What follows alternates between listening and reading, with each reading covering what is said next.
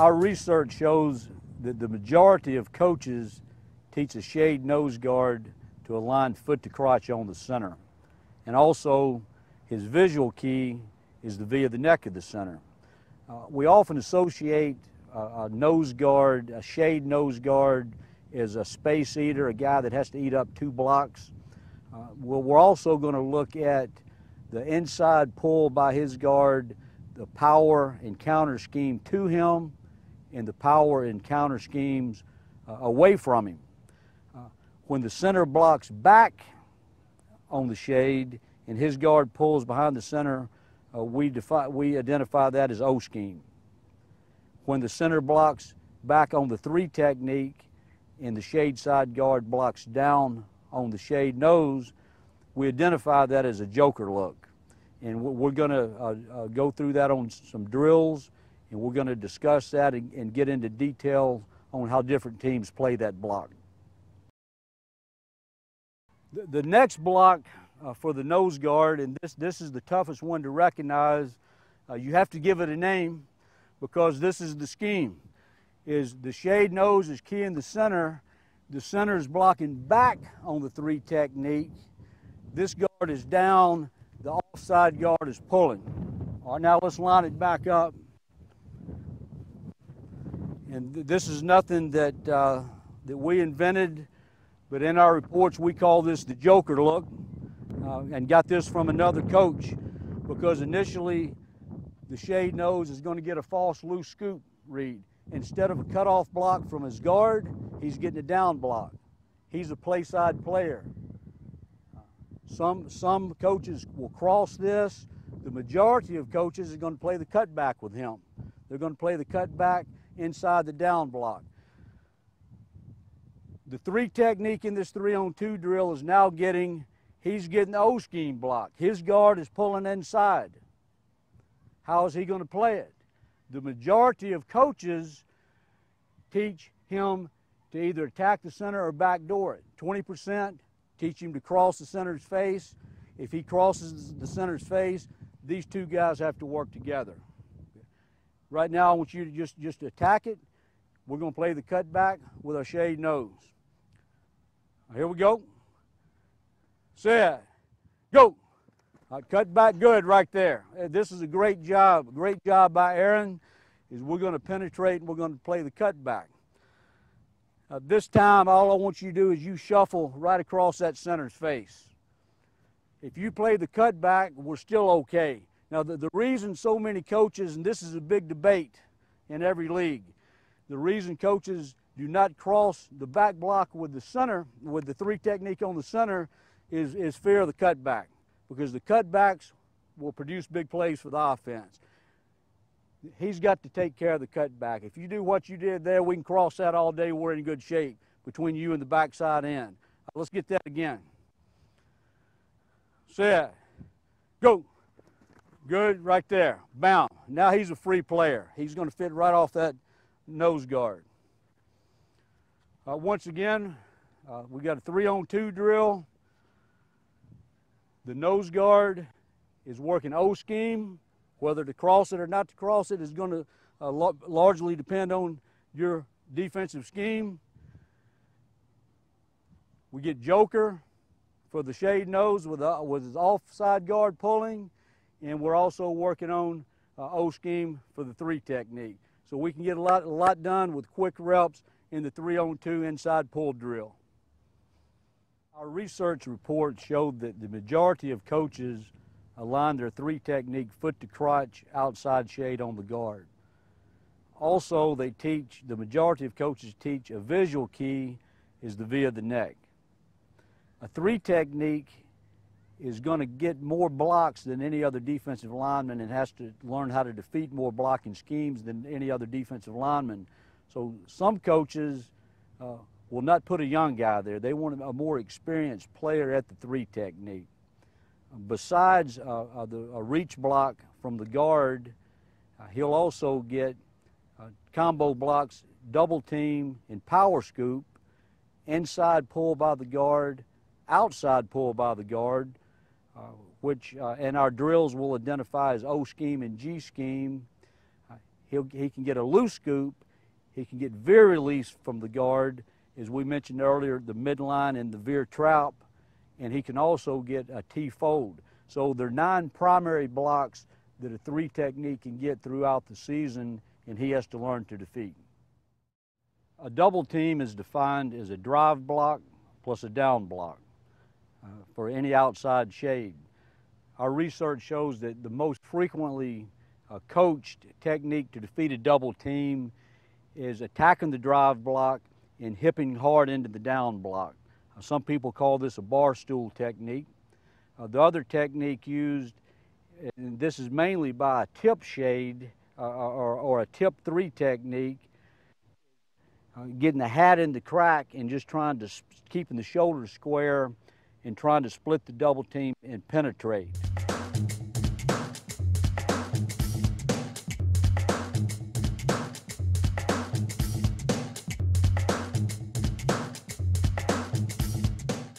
A fit drill we'll do is a double team fit drill.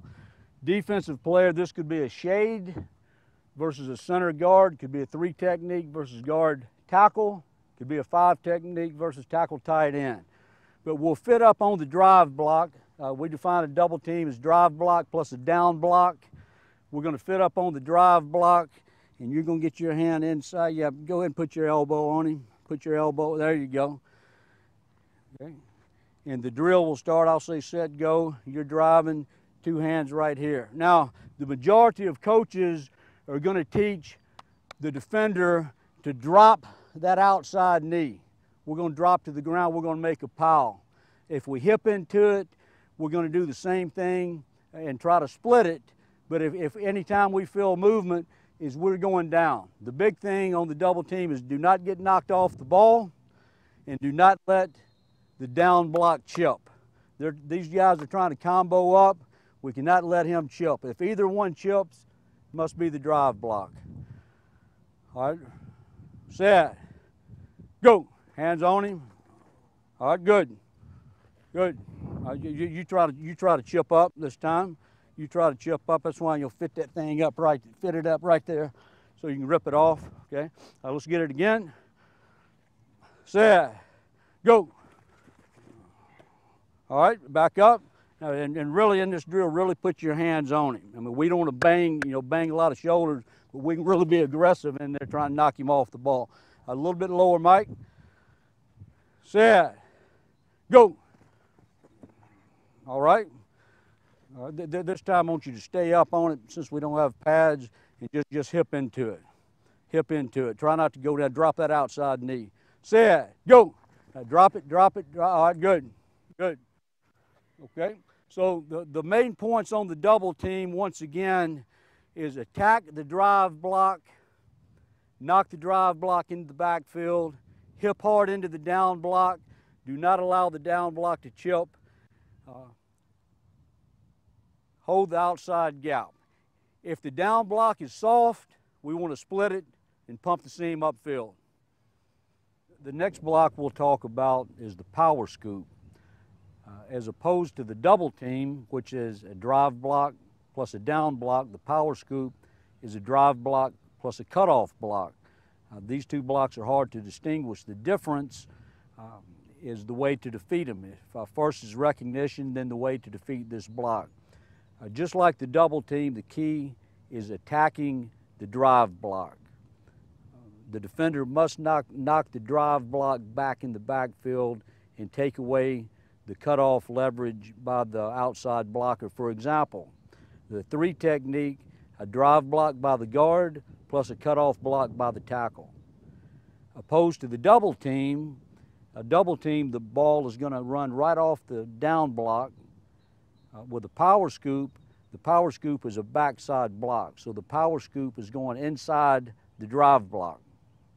Now let's go to the drill.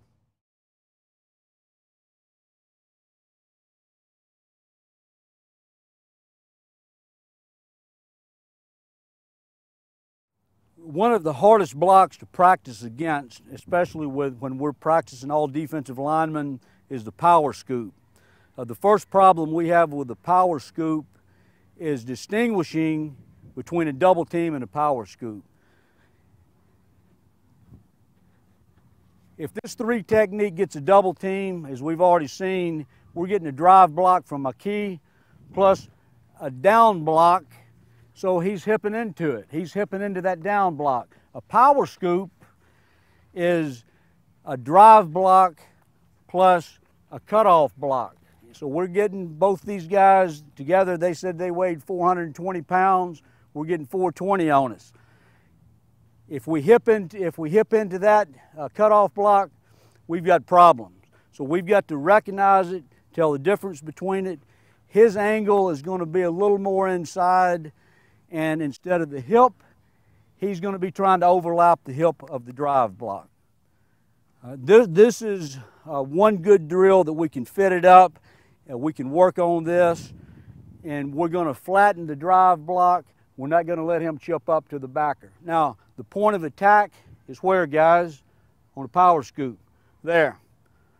Double team, point of attack is right off the down block. Let's go ahead and fit this one up.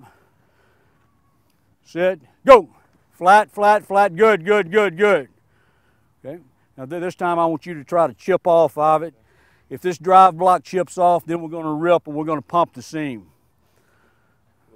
Now go a little bit flatter this time, a little bit flatter. Here we go, fit it up. Go. All right. Yeah, we got to run it. Good. That's a good look right there. Let's get one more look at it. One coaching point on this is we don't want to lock out. If he's overlapped the hip, we don't want to try to press that 430 pounds.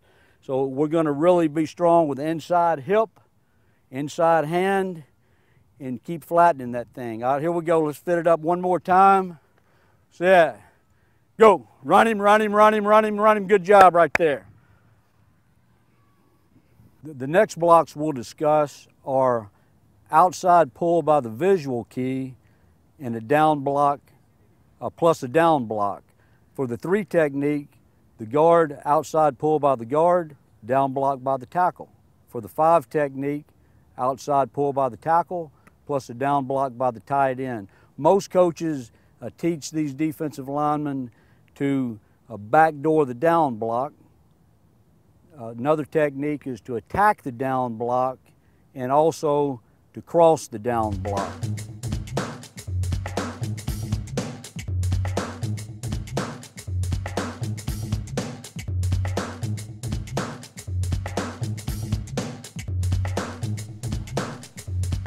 T-scheme, G-scheme drill works on a defensive lineman 3 technique or a 5 technique versus outside pull from the visual key plus a down block. In this situation, Aaron's playing a 3 technique, key in the guard.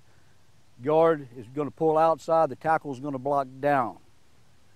The most commonly taught way by coaches, according to our research, is for the 3 technique to backdoor this block, for the 5 technique to backdoor the down block by the tight end. We're going to demonstrate a backdoor block. The key points: throw the rip, and if I get hung up on the rip, we're going to reach with the inside hand for the shoulder. That'll get the shoulders turned. You turn it and follow the guard. All right, let's demonstrate that. This is a backdoor technique for a G-scheme 3. Set. Go. Good. Let's see that one more time.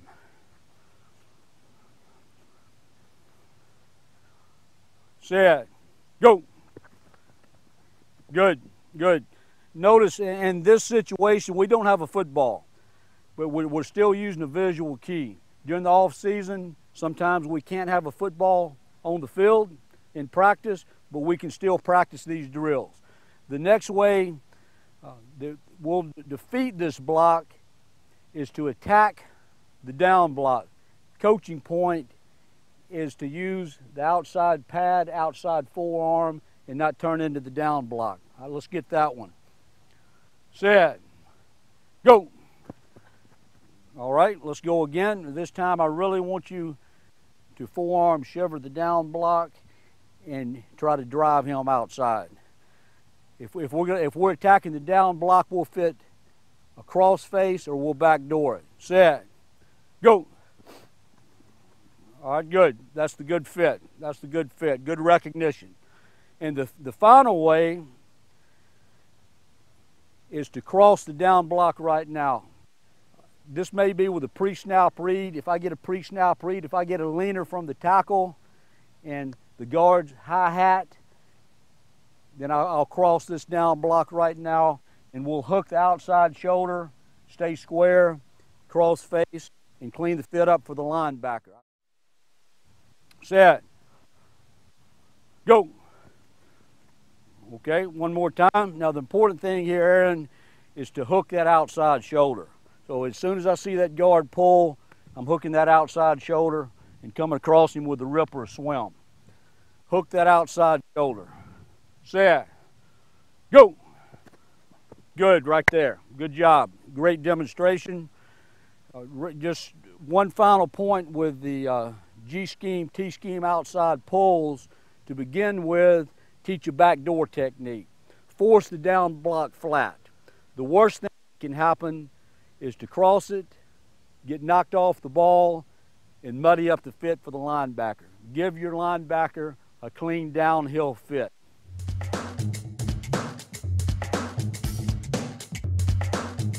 A 7 technique defender is a C-gap run defender. Our report on a 7 technique was the most read report that we did with the defensive line. There's several ways to teach the stance, alignment, visual keys for a 7 technique.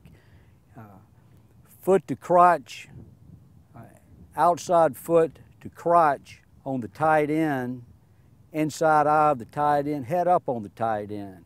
The most commonly taught stance is inside hand down, inside foot back. We found that the tighter we got on that on the offensive tackle, the stance would shift from inside hand down to outside hand down. And also with the visual key, most coaches are going to teach their 7 technique to key the tight end. The closer we get to the offensive tackle, the more coaches teach a visual key with the offensive tackle. The third visual key was a ball key. Based on our research, over 33% of football coaches said that defending the C-gap cutoff by the tight end is the most important block to defeat. We're going to do a fit drill, and we're going to fit that 7 technique up on the tight end and show you a couple of different angles in order to defeat a cutoff block by the tight end. The normal cutoff block is about 18 inches aiming point for the tight end inside the hip of the 7 technique. One of the most difficult blocks to defeat is a flat cutoff block. So we're going to show you both of those blocks, go over some of the key points on that, on how to control the C-gap versus a cutoff block.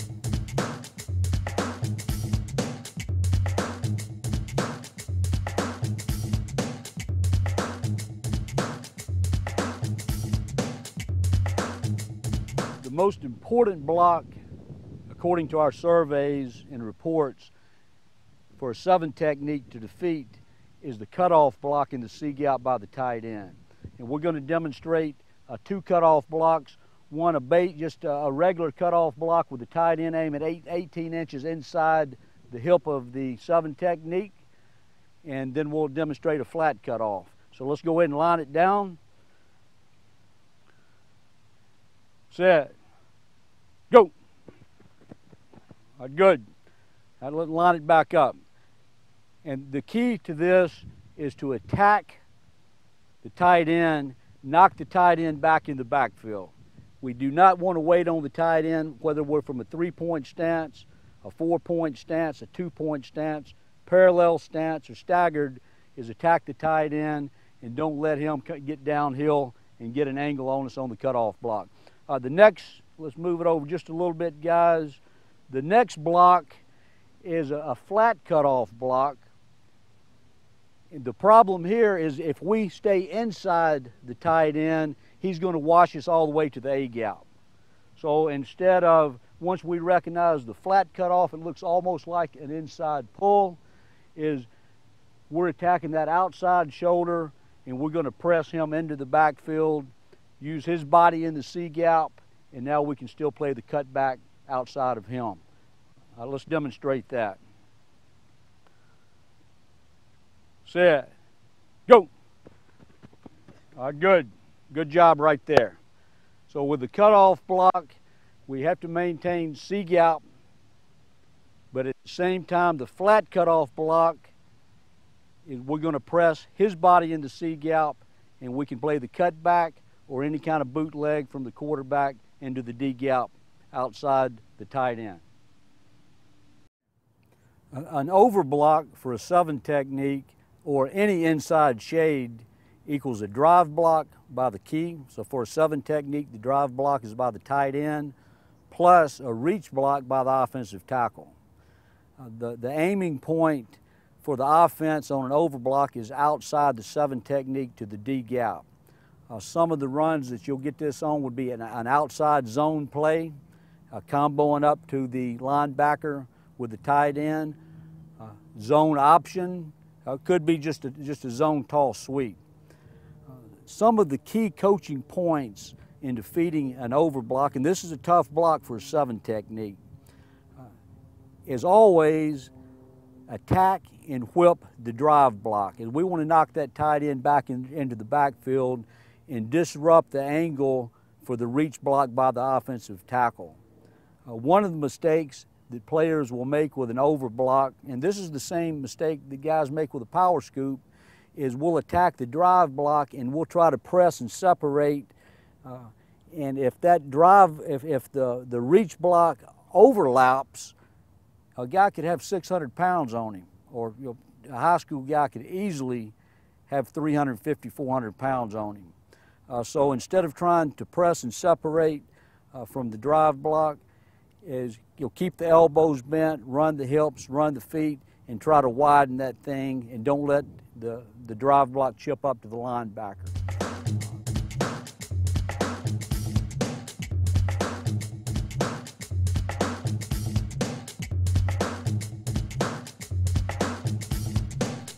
According to our research, one of the toughest blocks to defeat is the combo block with the tight end and the tackle. The name that we've given it is overblock. Let's go ahead and fit it up. The drill can be run in the off season or without pads from a fit. The tight end, the ball is inside, got a 7 technique C-gap, and the tight end and the tackle are comboing this, chipping him up to the linebacker with the tackle taking the 7 technique over. There's no difference between this block and a power scoop, except an overblock, the ball is designed to go D-gap, where a power scoop on a 3 technique is a backside block. All right, let's demonstrate this one. Set, go. All right, again. Now, one of the key points is we want to really drive it. So with the fit drill, is you put your eyes in his armpit, you're underneath him a little bit lower, a little bit, get your feet back a little bit, Chad, and we want to run it. So we're not pound and slide, we're going to run this thing and widen it. Set, go. Run it. Good, come back. Let's get it one more time. Now, similar, or just like the power scoop, one of the mistakes we make, and you made it then, is we tried to press it. We're trying to press 450 pounds. So we're going to run it, and we're going to maintain leverage. Last time on it, guys. Now really stay low. Don't thumbs up, elbows under. Thumbs up, fit him inside. Good. Set. Go. Press it, run it. Good, right there. Good job. The over block is a combo block between the tight end and the offensive tackle. And again, the key is attacking the tight end and knocking him back in the backfield. We want to play with our feet in the neutral zone and always gain vertical leverage up the field.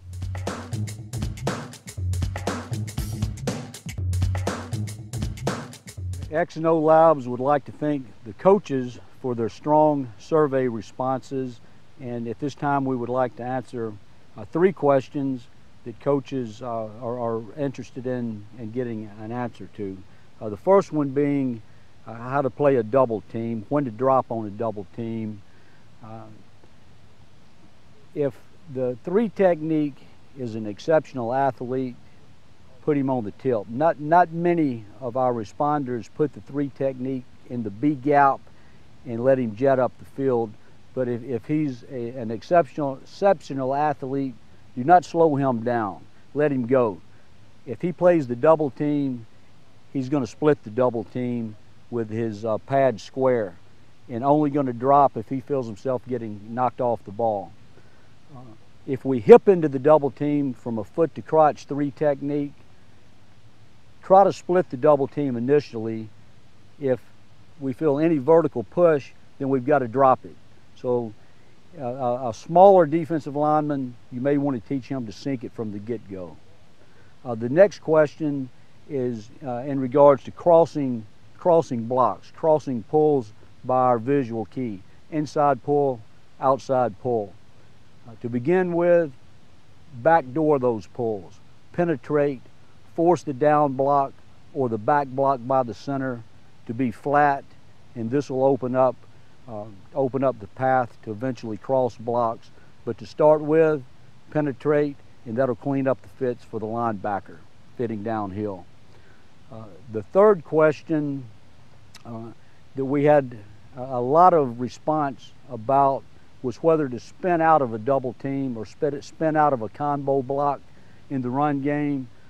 We discourage that because it opens up a cutback lane, and the defensive lineman will lose sight of the football also. In conclusion, I'd like to thank these defensive linemen behind me. These young men did a great job in the run part of our video. And in conclusion, repetition is the key. Repetition is the key. Repetition leads to reaction, and reaction leads to the ultimate goal, which is reflex.